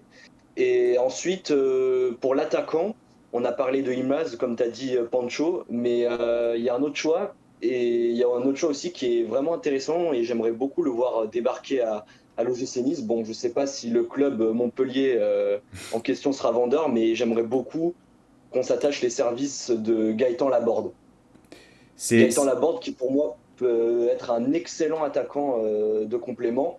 Alors pour moi, Gaëtan Laborde a un profil de titulaire bis. Enfin, je pense que dans l'esprit de Galtier, ses titulaires de base en attaque, c'est Gouiri et Dolberg. Mais si jamais un des deux a des problèmes, comme a dit Ben, il faut vraiment un attaquant qui soit efficace et disponible pour voilà, que ce secteur soit au top. Et Gaëtan Laborde, pour moi, ce serait un excellent choix. Et je crois même que Galtier était super intéressé et voulait le ramener à un moment donné. Bon, je sais pas où ça en est. Et quand tu vois ce qu'a fait Laborde, même ne serait-ce qu'hier contre l'Olympique de Marseille, un but fantastique, je crois que ouais, c'était une frappe enroulée, poteau rentrant, lucarne opposée. Magnifique. Et en plus, il a de l'expérience, il a 27 ans. C'est un joueur qui connaît parfaitement la Ligue 1. Pour moi, ce serait un des meilleurs choix qu'on puisse faire en termes d'attaquant de complément. c'est intéressant ce que tu dis, d'autant plus que j'ai vu dans le chat que ça parlait aussi de Ludovic Ajorc en termes de complémentarité avec Dolberg. Ah, Euh, genre, ouais, très très bon aussi. Ah, mhm. genre qu'il est incroyable ce joueur. Incroyable. Ouais. Mais bon, Hier, Vous avez pas mis un doublé? avec Romain, on a discuté avec des Strasbourgeois hier. C'est assez drôle. Et on parlait justement de Ludovic Ajorc et du fait que beaucoup de personnes qui ne regardent pas spécialement Strasbourg, parce que bon, bah après, je pense que c'est le cas de beaucoup de personnes, les gens qui ne regardent pas Strasbourg pensent à tort que Ludovic Ajorc, c'est juste un mec à qui on envoie des parpaings dans la surface et qui va mettre des têtes. Or, il n'a pas mis beaucoup de buts de la tête, enfin un ratio pas non plus exceptionnel, pas non plus supérieur à la moyenne. Et c'est vraiment un bon joueur de ballon. Techniquement, il est vraiment correct. Il a une bonne pointe de vitesse. C'est vraiment le genre d'attaquant assez complet qui pourrait faire du bien à l'OGC Nice. Et par rapport à la saison qu'il vient de faire, je pense que c'est au moins 15 ou 20 millions d'euros. Mais en tout cas, c'est un très bon attaquant. de toute façon, concernant Ajorc ou Laborde, Romain, quand tu parles de titulaire bis, je pense que, et comme dit Gilles, si le gars, on le fait signer, c'est que derrière, il y a des garanties pour qu'il soit titulaire. J'ai du mal à imaginer si on met 10 ou 15 millions, que ce soit sur Laborde ou Ajorc, qui joue un match sur deux, même si Galtier favorise à fond la rotation. On n'a pas de Coupe d'Europe, donc les places sont chères, hein. C'est clair. Euh, Par rapport à... On parle aussi de Umtiti. Alors, Ben, toi, t'étais pas trop chaud pour prendre un défenseur central, mais Umtiti, est-ce que tu prends à Nice ou pas? Bah, pas trop chaud pour prendre un central. Si c'est du coup, par exemple, oui, pour un joueur de complément, parce que c'est vraiment un bon joueur. Mais est-ce qu'Umtiti, je prends? Déjà, est-ce que c'est sa volonté de venir en Ligue 1 et pas à Lyon? Je sais pas, il me semble qu'il voulait jouer que à Lyon en Ligue 1. Alors, c'est peut-être pas d'actualité, parce qu'on sait que Mamadou Sakho avait dit pareil à une certaine époque, quand il est parti de Paris, qu'il allait jouer que à Paris en Ligue 1. Finalement, il était à Montpellier. Donc, est-ce qu'Umtiti voudra venir à l'OGC Nice alors qu'il n'y a pas de Coupe d'Europe? Alors que de ce que j'ai compris, c'est qu'il y avait deux conditions pour qu'il quitte le Barça et qu'il aille dans un club. C'est que justement ce club soit européen et qu'il y ait une ambition d'un titre national, il me semble. Donc je suis pas sûr que même Umtiti veuille venir. Et puis comme on l'a souvent dit dans les débats concernant Umtiti, c'est quand même un gros risque pour un mec qui a un salaire assez exorbitant. On rappelle qu'il a joué, je crois, 8 matchs de Liga la saison dernière Hmm. à cause de sa blessure. Même si c'est un très bon joueur, même si à son niveau maximal, il fait partie des 10 meilleurs défenseurs centraux de la planète, voire peut-être du top 5, top 6, je pense que c'est quand même un très gros risque pour un joueur en plus qui va arriver sur ses 30 ans. Il doit avoir quoi, 27 ans, 28 ans, Il euh, a 28 ans, je crois. 28 ans. Si le mec avait 23 ans, peut-être. Mais là, est-ce qu'à 28 ans, il retrouvera son niveau d'antan? J'en suis pas sûr. Avec ce salaire exorbitant, on a connu Julien Fournier très, très inspiré sur le mercato, un peu moins sur les 4 dernières années. On l'a connu inspiré. Je pense que à ce prix-là, alors autant le transfert risque de ne pas être élevé parce que le Barça veut le brader, mais après il faudra prendre en compte le salaire. Sur plusieurs saisons, je pense que ça peut être à coût de millions d'euros. À ce prix-là, il vaut mieux prendre un défenseur confirmé de Ligue 1, prendre moins de risques, quitte à ce que son niveau prime, comme on dit, ce ne soit pas celui d'Umtiti Prime, parce qu'évidemment, c'était un excellent défenseur. J'ai du mal à imaginer Umtiti retrouver son niveau de 2018. 2 ans et quelques quasiment sans jouer, 2 ans et demi. Et puis, on oublie quand même un joueur, j'ai l'impression, hein, un joueur qui a quand même fait ses matchs l'année dernière à Nice, hein, c'est Danny Luc. Ouais. On oublie que le meilleur match qu'on ait fait l'année dernière contre Marseille, la charnière, c'était Danny Luc, Todibo. Je suis assez d'accord sur le fait peut-être de prendre un quatrième défenseur central, mais effectivement, il faut que ce soit un mec de rotation qui accepte justement d'être quatrième dans la hiérarchie. Ouais, Et ça. concernant Bambou, je pense que la meilleure option pour nous, c'est de prêter. Voilà. Oui. Il faut le prêter. Le mec, il a coûté quand même 8 millions d'euros, je crois. Sur ces matchs, il a été. Enfin, sur les matchs, franchement, moi, je l'ai trouvé très très moyen. Et je reste poli. Et concernant le buteur, même si je sais qu'à l'heure actuelle, ça risque d'être un peu fou, mais Ilmaz, il y a tout. Il y a la compétitivité, il y a C'est ça. l'expérience internationale, il y a le physique, il y a le fait qu'il connaisse Galtier, il y a le fait qu'il puisse facilement s'intégrer dans le 4-4-2. Je sais que c'est peut-être un peu fou et que ça ne se fera pas, mais je pense que même en termes de complémentarité, Ilmaz, ça reste la meilleure option avec Casper devant, ou même Gouiri, ou un Gouiri qui prend le couloir gauche. Voilà. Voilà concernant le mercato. Est-ce que vous avez d'autres choses à rajouter, messieurs? Non, dire que le mercato il est très satisfaisant pour le moment. Enfin, à Nice, on aime bien aller, mais pour le coup, c'est un très bon mercato. Ouais. Et les joueurs qui Mm. ont joué les quelques minutes face à Milan, là récemment face à Reims, ont tous montré de belles choses. Bon, Bard, on l'a pas beaucoup vu, donc c'est difficile de se prononcer, mais le peu qu'on l'a vu, c'est assez correct. Enfin voilà, pour le coup, le mercato ne semble pas raté. Il faut juste pas qu'on crame les joueurs. Je crois que tout à l'heure, tu parlais de Dacunia sur son premier match qui avait été un peu moyen. Ça me fait penser un peu à Lusamba qui est arrivé de Nancy en 2016, qui avait fait son baptême du feu sans qu'on s'y attende vraiment face à Rennes Mhm. et qui avait fait un match assez délicat de mémoire. Et ça l'avait un petit peu grillé, j'ai l'impression. Donc il ne faut pas non plus mettre Dacunia trop vite dans le grand bain. Autant il a un potentiel de fou, autant je pense qu'il faut prendre son temps avec ce genre de joueur Et de toute façon, Stengs va revenir d'ici 1, 2 ou 3 semaines maximum, j'espère. Mais en tout cas, Dacunia, ça peut être un très bon joueur de complément. Donc même parmi les joueurs qui sont de retour de prêt, c'est vachement intéressant. Et même dans le sens des départs, le fait de réussir à vendre Ensoki pour 8 millions d'euros, je crois, du côté de Bruges, de prêter Cissé en Ligue 2 ou en National au Mans. Enfin, je trouve que de tout point, le mercato est très bien réussi. Il Les manque Smelou à quelques ventes Norwich. et quelques prêts. Ouais, les Smelou à Norwich. Ouais, non, Non, mais je viens de chercher, je te charrie, tu sais quoi? Et vraiment, j'étais triste. Mais il faut dire quand même que il serait parti 1 an plus tard. Il n'aurait pas trouvé un club aussi bon que Norwich. C'est pas que c'est un club exceptionnel, c'est que c'est la première ligue. Là, il serait parti 1 an plus tard, il serait allé à Brest ou à Lorient. Là, voilà, il va découvrir le championnat le plus compétitif du monde. Il est en train de s'éclater là-bas. Ouais. Donc, tu sais quoi, je suis très heureux pour lui. Et en plus, on en a tiré un beau chèque, je crois que 6 ou 8 millions d'euros. C'est quand même assez intéressant. Alors, il manque quelques ventes. Sako, j'ai discuté avec lui, il est blessé, c'est pour ça qu'il n'arrive pas à être vendu. Et peut-être des prêts, voilà, notamment Robson Bambou. Mais peut-être Boulendi aussi, que je vois mal rester toute la saison en N3. Peut-être qu'il pourrait être prêté en National ou National 2. Mais globalement, le mercato va être très réussi. Je ne sais pas ce que vous en pensez, mais très réussi. Tu veux peut-être répondre, Romain?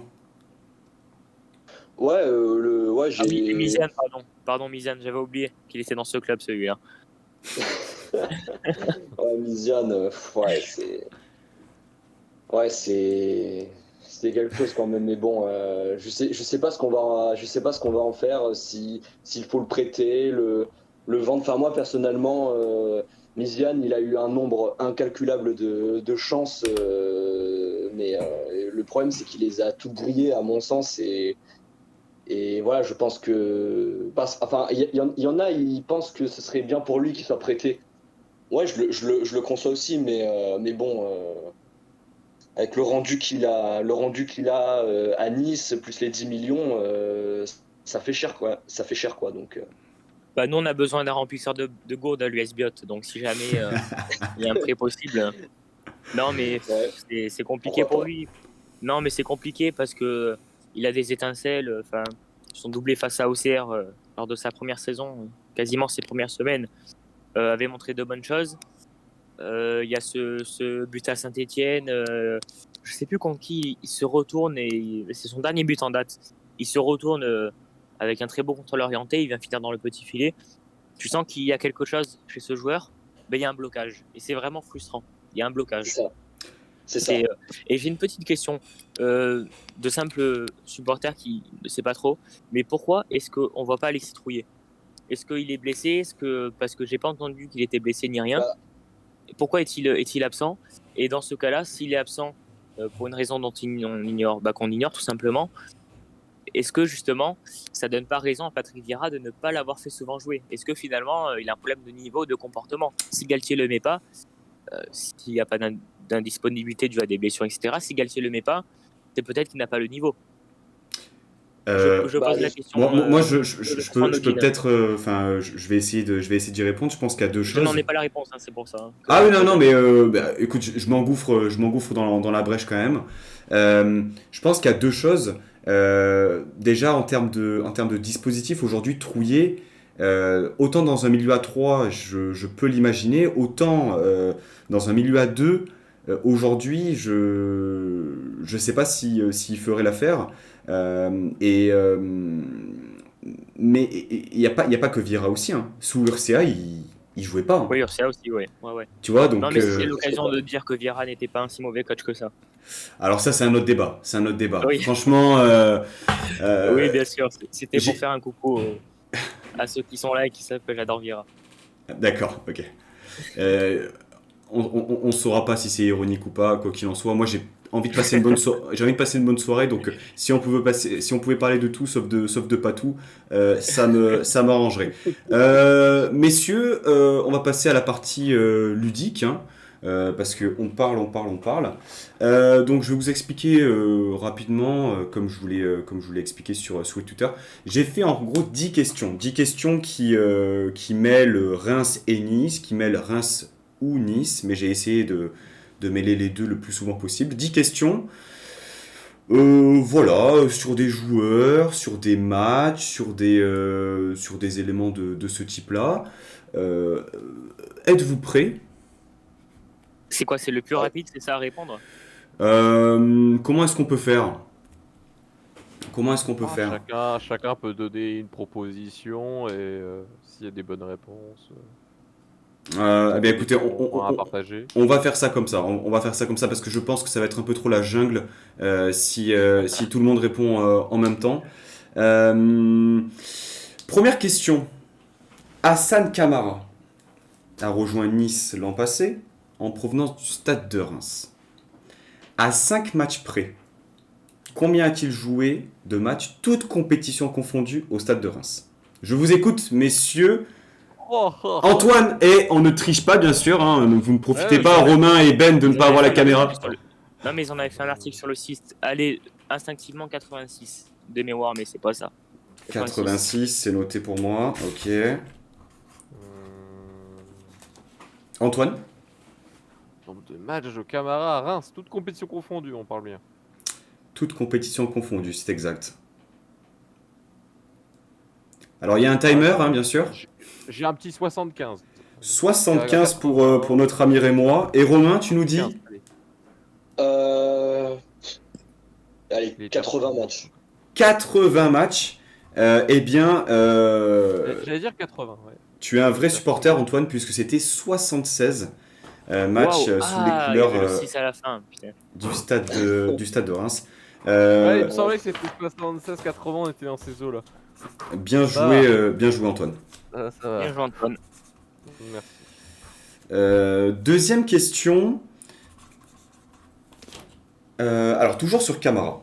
Attention, ça va être Ah. extrêmement rapide, puisque je vais tout simplement vous demander dans quel club professionnel a-t-il débuté. Merde. Oh putain, j'ai un trou. Je sais. Là, c'est la rapidité, hein. Châteauroux. Voilà, ça c'est beau, ça. Ça, c'est beau, ça. Parisien, moi. Oh. Et, sur la table, il va péter, là. Et Châteauroux, moi, ça me rappelle un certain Sébastien Roudet qu'on avait recruté à Châteauroux, mais ça, c'était il y a 20 ans. Et enfin, Ah moins ouais, que ça, je pense. Ça remonte, hein. Ouais, le C'était chauve, là. une belle patte gauche. Troisième question. Donc là, je vais vous donner une série de clubs. Une série de clubs et vous allez essayer de savoir de quel joueur il s'agit. Attention, Oh. la série va partir. Un joueur de Panathinaikos, Quadveni. Juventus, Sassuolo, Juventus, FC Lugano, Juventus, Nice, Stuttgart, Reims. Denis. Ah, c'est Antoine, il me semble. Ah, Au buzzer, ouais. au buzzer. De toute Bien façon, joué, quand tu m'as Antoine. dit Olympiakos, j'étais en mode c'est sûr c'est Denis. D'ailleurs, quatrième question sur ce Tassos de Nice, hein, connu dans tout Nice depuis son troisième but contre le PSG, on s'en Le rappelle. club il était prêté. Non, c'était Tout à Le fait. Bihan, c'est Le Bihan qui a mis le troisième, je sais plus. Non, c'est une passe de Mika Le Denis. Bihan. Une passe de Mika Le Une Bihan. passe de Mika Le Je sais Bihan. pas de quoi il parle. Ah bah, une victoire contre le PSG à la maison, tu t'en rappelles toute ta vie. Il y a Hein. quelques saisons, oui, je dois m'en rappeler, oui. Oui, je dois m'en rappeler. Le Quatre- 30 avril 2017. Je me- Il note par cœur. Je me suis gravé, je me suis tatoué la date sur la fesse gauche. Hein, mais bon, ça après, Ah c'est- oui. Ah, j'ai vraiment cru. Je vais me déconcentrer là. Quatrième question. Toujours sur notre cher ami Donis. Alors là, ça va être au plus proche. Hein. Combien de buts a-t-il marqué en France? En France, donc c'est-à-dire avec Nice et Reims, c'est ça? Ouais. Est-ce qu'il a déjà Ah, marqué avec Reims? C'est une bonne question déjà. Moi, Ça, je dirais 9. Tu dis 9, Ben, ok. Ouais, 9, ouais. Romain? Je dirais 8. 8. Et Antoine, tu dis combien? Je suis déjà en train de me rappeler s'il a déjà marqué avec Reims. Pour tout vous dire. Il est resté combien de temps à Lille? Une saison? Ah, on n'a pas ces infos-là. Ah, c'est bête. 7. Eh bien, Antoine, c'est excellent, puisque c'était 5. Et il a jamais marqué. Il n'a jamais marqué chez toi. 0, il a mis 5 buts à Nice. J'étais en mode c'était 6, 7, 5. J'étais en mode vraiment moins de la dizaine pour sûr. Attention. Alors, ça serait drôle de savoir de réussir à trouver contre qui il a marqué les 5 buts. Parce qu'à part Paris, je me souviens plus. Ouais, c'est difficile de trouver. Eh Ouais, bien, là, justement, 6ème question. Non, je rigole. Non, oh, tu m'as fait peur. Putain.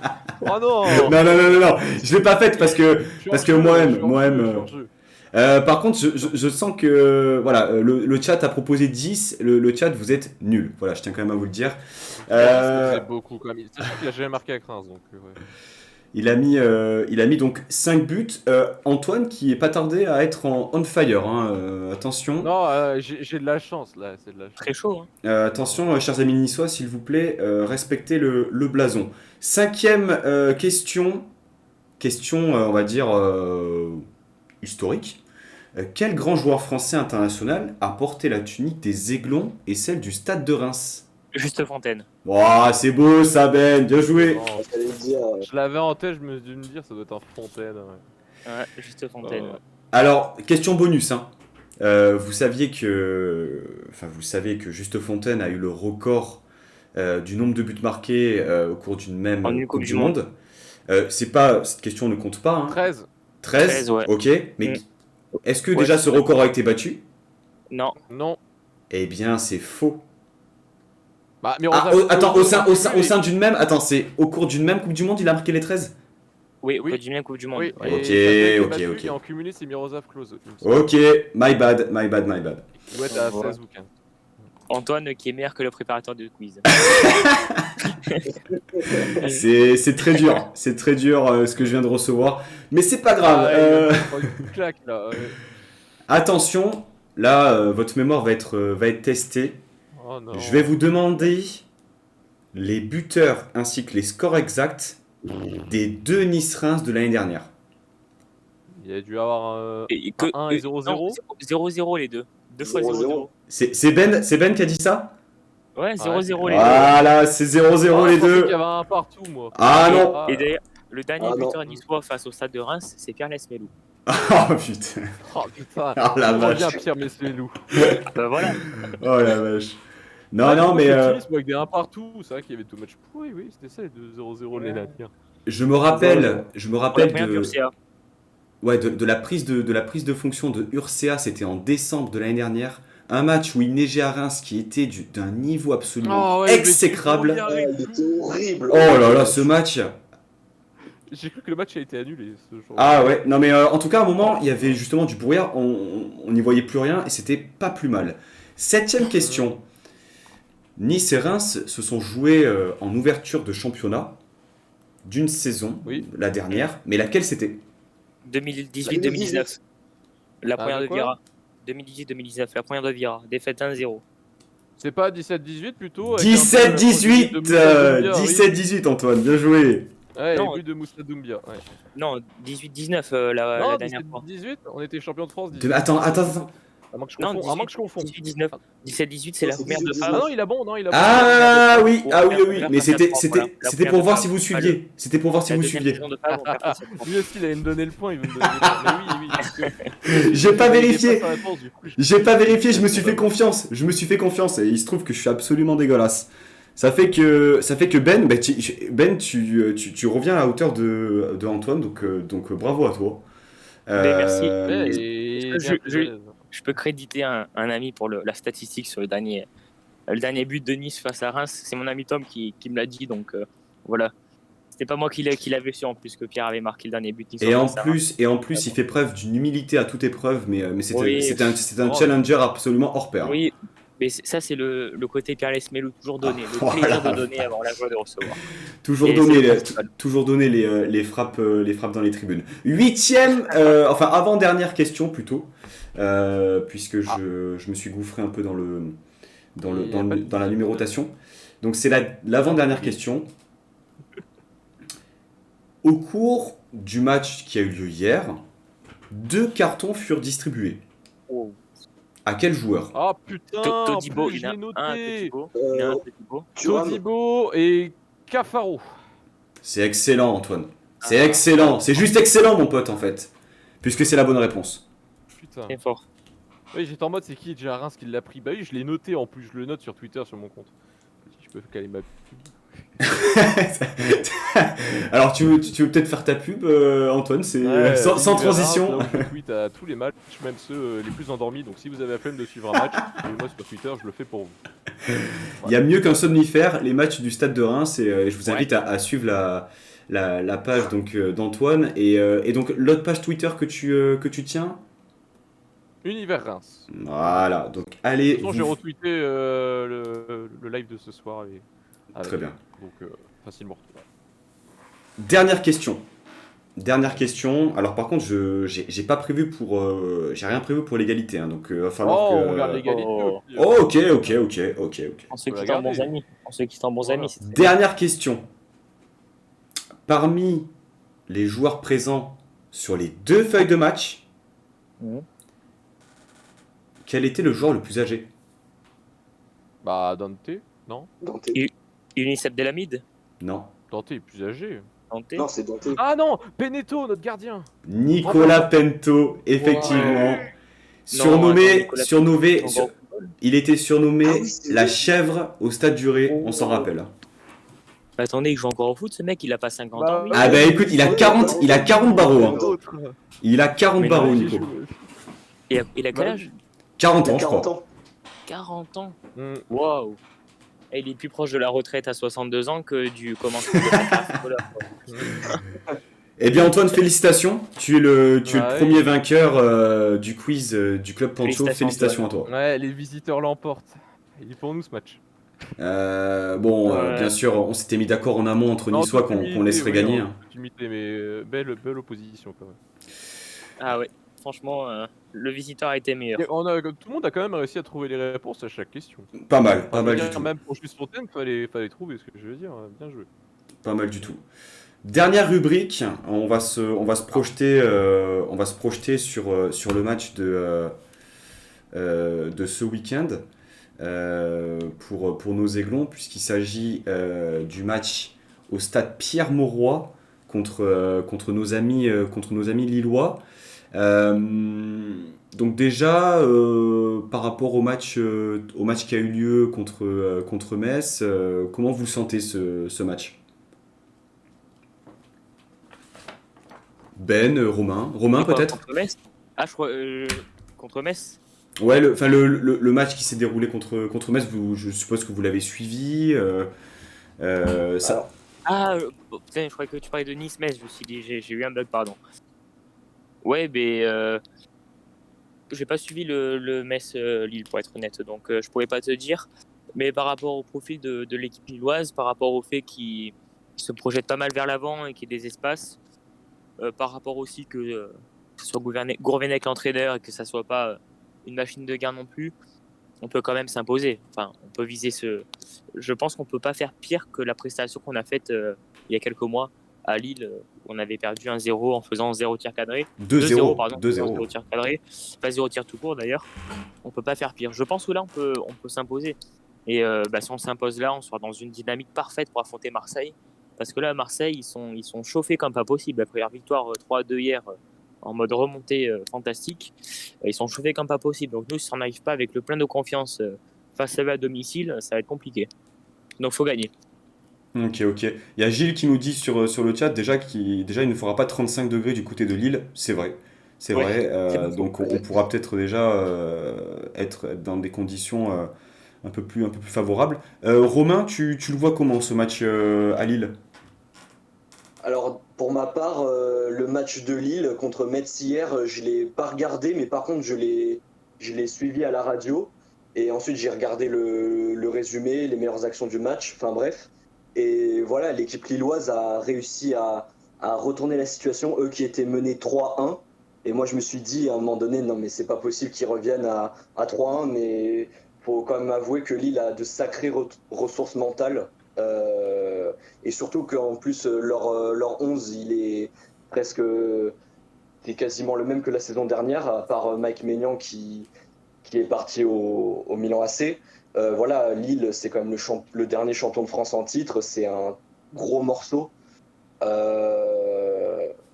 Personnellement, je vois un match qui va être déjà électrique parce que Galtier va revenir sur ses anciennes terres, à voir l'accueil que vont lui lui réserver les supporters lillois.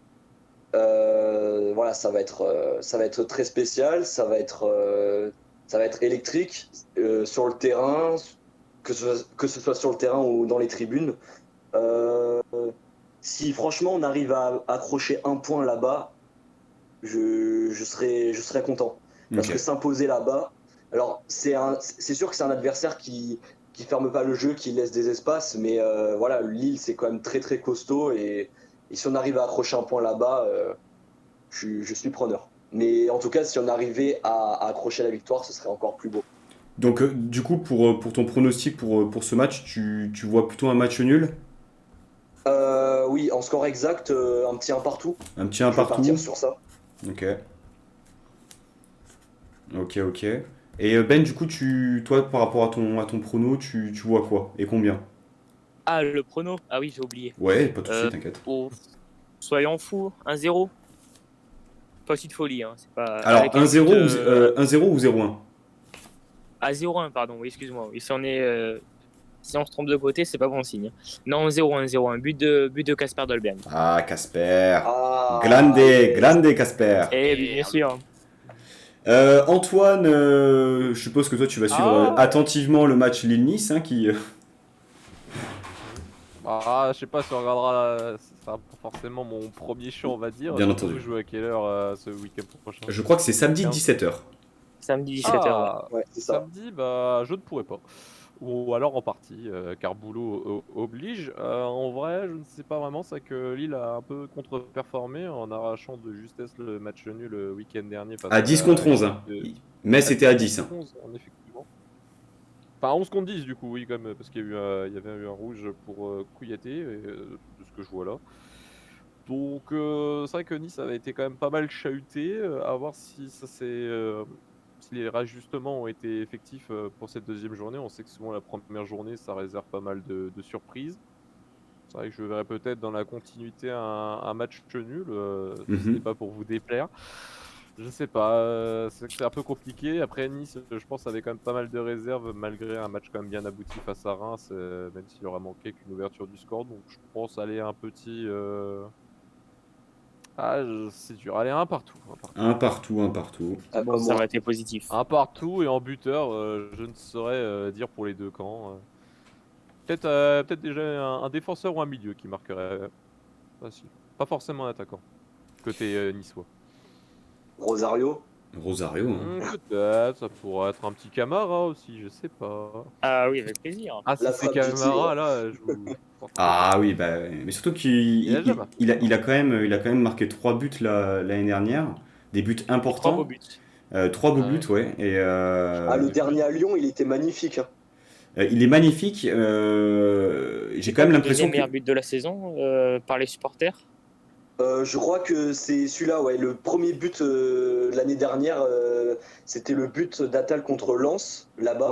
c'est ça. Et le deuxième, c'est la frappe du tigre de Camara qui a transpercé la lucarne à Lyon. Ah ouais, là, je suis en train de revoir la frappe. Oh là là. Ah, il Mais a Surtout, mystifié. Mystifié. et surtout que vous gagnez 3-2 à ce match-là. le but Je de sais pas si vous Gouiri, avez là, le but de Gouiri, le premier qu'il met contre Lens, il est magnifique celui-là aussi. Je comprends pas qu'il soit Ah oui. qu'il soit pas dans le classement. Il est troisième, peut-être? Euh, Lequel de Le Lens? premier, la frappe enroulée déposée. Ah, je crois qu'il est troisième, hein. Ah Je oui, crois qu'il est troisième dans le classement. merci, merci quand même, quand même. Ah oui. Eh bien, concernant le match, c'est très compliqué de parier sur l'équipe qu'on aime, hein. Euh, mais faudrait qu'on déjà il faudrait qu'on marque, il faudrait qu'on se débloque. Euh, je vois quand même une petite victoire 2 buts à 1. Une petite victoire 2 buts à Oh, Ah, 1. optimiste. Euh, 1-2. pas mal. 1-2. Et je vois un but de Casper, forcément. Ah oui. Il n'y a Il- que lui en buteur chez vous, j'ai l'impression. Oh là là là là là là. Oh, il y a Ah, Gouiri j'ai aussi, l'impression, hein. là, tout le monde le nomme. Tout le monde le nomme. Mais c'est vrai que c'est un gros atout fort. On espère qu'il va débuter titulaire cette fois-ci. Oui, cette fois, je crois qu'il sera titulaire. Biomar qui nous dit concernant Camara, ses centres ils finissent chez Vinci Autoroute à chaque fois. Il est vrai Pourtant, que Camara, nous on l'aimait pour ses centres. Enfin, tu me diras, à Reims, dans tous les cas, on savait pas je centrer. suis Donc, pas à mon avis, sûr qu'il ait fait énormément de passes décisives du côté de Nice, hein. c'est à cause de Reims qui s'est pas centré. Camara, c'est à cause de nous, on s'est pas centré C'est chez qui nous. Beoumar. J'ai une idée de qui c'est, hein. Par rapport aux commentaires, les centres qui disent chez Vinci, j'ai l'idée de qui c'est. Je vois, et puis en deuxième buteur, peut-être. J'ai vu que Todibo était quand même plutôt à l'aise sur les corners de Gouiri. Je pense que Todibo va placer son crâne Ah, ce serait bien ça. et marquer parce que quand même il a eu quand même deux grosses situations sur des actions assez similaires où il aurait pu marquer. Voilà, donc juste pour vous prévenir, le bon pronostic, donc match nul, victoire ou défaite, c'est 3 points. Le score exact, c'est 5 points. Et naturellement, euh, le mauvais pronostic, c'est 0 points. Je tiendrai donc un classement et on déterminera le champion des pronostics à la fin de saison. Petit bonus avec les pronos pour le prochain match de Reims, si vous le voulez aussi. Ah ben si tu veux, si tu veux, si tu veux, carrément. Allez, match contre Montpellier, prochaine journée. Reims jouera à domicile. Ok, est-ce que ça vous dit Qui a failli l'emporter face à Marseille. S'il n'y avait pas eu un énorme paillette et des supporters en carton. C'est qu'à le dire du côté Montpellier. Ouais. Alors messieurs, à vos pronostics. Romain, tu peux y aller. Je suis pas forcément inspiré. Pour Reims-Montpellier. Reims-Montpellier, ouais. Reims-Montpellier dans cet ordre. Ouais.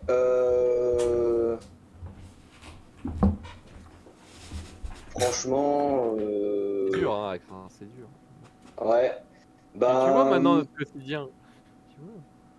Match nul. Je sais pas. C'est possible. Un partout. Je sais pas, 2-2, 1-1, 2-2, je sais pas. Ah, il faut bloquer. Faut bloquer tes paroles. Je te conseille de miser plus sur un partout. C'est tout. Ouais, un partout. Ah, ouais. mais généralement, il n'y a pas beaucoup de buts. Généralement, les Reims-Montpellier, ça finit un en partout. 1-0. Tu vois un partout, Romain? Ok. Ouais. Ben? Oh ben, un bon vieux 0-0 des familles. Franchement.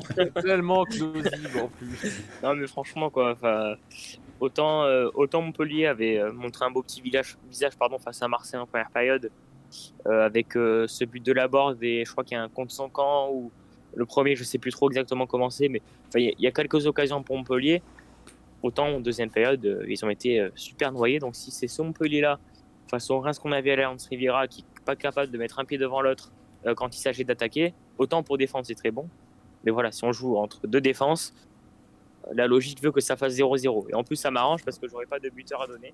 Donc 0-0, c'est parfait. Ça va, on ne demande pas non plus les buteurs. Ah, bon, bah 0-0, je maintiens quand même. Tu veux peut-être donner ton pronostic, Antoine? Ah, je sais pas, je sens que je vais faire chat noir, mais nous, dans la communauté rémoise, on a certains qui se autoproclament chat noir et peut-être à juste cause. Car on a notre petit Reims, alias Cyril, que j'embrasse. Qui généralement, pour chasser le mauvais sort, met une bannière du club adverse et une photo de profil du président adverse ou d'un joueur J'ai vu genre de ça. chasser le mauvais sort et ça marche bien puisqu'on n'a pas perdu ce week-end. Donc bon, on va essayer de perdurer. Bah, après, le dernier match qu'on avait joué à Montpellier, je me rappelle, c'était un score fluff pour Reims, 4-1. Hilton avait pris un rouge dès le début du match et derrière, ça avait plombé. Et oui, Déborah pourra me le confirmer dans le chat. C'est vrai que c'est notre petit chat noir. Du coup, j'ai envie de dire un petit 1-0 pour Reims. Et allez, soyons fous, un but de Siruis. Siruis, je sais pas comment on le prononce. Son premier but en Ligue 1, ça serait beau. Lui qui n'a marqué qu'en Coupe de France. Eh bien, moi de mon côté, je vois quoi? Tu vois rien. Hein. Je vois une victoire du MHSC. Une victoire du MHSC. Je pense qu'ils vont l'emporter 2-1. J'aime le 2-1. Ouais, victoire de Montpellier qui aura forcément envie de se reprendre après cette défaite à domicile. Enfin, à domicile. Ça reste un autre débat, hein, mais Ouais, je pense qu'ils auraient pas aimé être stimulés à être à domicile là, ce jour-là. Mais oui, de toute façon, tout le monde voit, à mon avis, un match avec un but d'écart ou moins, c'est-à-dire match nul. Donc, ouais, un match peut-être serré en l'occurrence. Ça reste à savoir, à voir. on verra bien. Le match est prévu quand Dimanche 15h et j'espère y aller. J'espère. Normalement, ça doit se faire. Premier match de l'année, enfin de la saison, à domicile. Eh bien, on va suivre ça attentivement.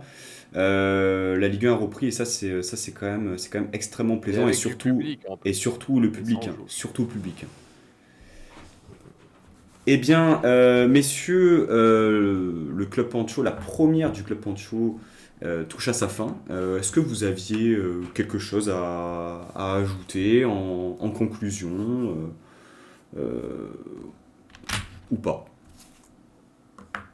Moi, pas plus forcément que ça, à part souhaiter une très bonne saison et à remercier Papancho pour m'avoir invité et très bien accueilli dans ton émission, que j'espère avoir le temps de regarder pour les prochaines éditions. Mais ouais, ce fut très plaisant de discuter avec vous, évidemment, entre supporters de clubs différents, et tout ça dans la bonne humeur, dans la construction, et c'est ça qu'on aimerait voir plus sur Twitch et sur les réseaux. Tant on aime bien souvent décrédibiliser notre passion qui est de supporter un club qui peut aujourd'hui être un peu considéré d'une mauvaise manière. Mais oui, très bonne émission. Je remercie à tous ceux qui sont intervenus ce soir parce que ça demande quand même de sacrée disponibilité, de se libérer 2 heures, voire un petit peu plus quand il y a des pépins techniques. Mais ça, c'est rien, c'est parce que c'est une première et Voilà, encore, c'était la première, quoi. c'était que mineur. J'ai connu bien pire. Mais en tout cas, merci de m'avoir invité, ce fut un plaisir. Bah écoute, merci à toi Antoine d'avoir participé. Merci À bientôt également match à... retour. Ouais, bah écoute, on se Ouais, ça là redira toujours, pour le s'il match faut. retour. J'avais eu aussi Valentin à la base qui m'avait Mmh. redirigé vers toi. Je voulais aussi remercier donc Ben et Romain. Merci beaucoup les gars de votre participation. Avec plaisir. Merci à toi, Euh, c'était cool. j'espère que vous avez passé un bon moment. On croise Au les doigts top, là, dans le débat, c'est parfait. on croise les doigts pour ce week-end, hein, club ami ou pas, j'ai quand même envie qu'on les tape, hein. Enfin, je veux dire Ah qu'on oui, l'emporte, hein, bien sûr. c'est sûr. Il n'y a pas d'amis dans le football. Non, parce qu'on a été quand même bien Exactement. sympa. Ouais, dans un match, il n'y a pas d'Hamilton dans un match. L'année dernière, on a quand même été bien sympa. Après, je sais pas si c'était voulu ou pas, parce qu'on était sur courant alternatif Non, en fin de saison, on mais était bon. pas, on était trop mauvais pour vouloir leur donner la victoire. Enfin, je pense que même face à Queville, on aurait perdu, hein. Ouais, sur certains matchs, c'est vrai, hein, notamment Oui, oui. le match à Dijon. Quoi qu'il en soit, le club Pancho sera de retour, donc exceptionnellement dimanche après-midi, puisque le match aura lieu donc samedi à 17h. On fera l'émission donc dimanche après-midi, en vous espérant nombreux. Merci les gars, on va finir l'émission là-dessus. Et puis une très bonne soirée, une très bonne saison au stade de Reims aussi. Et puis je vous remercie une nouvelle fois et je vous souhaite une excellente soirée les gars. Merci, bonne soirée à tout le monde. Très Ciao, Merci. bonne ciao. soirée à toutes et à tous. Merci les gars, bonne soirée, Ciao. salut. Issa, Nissa.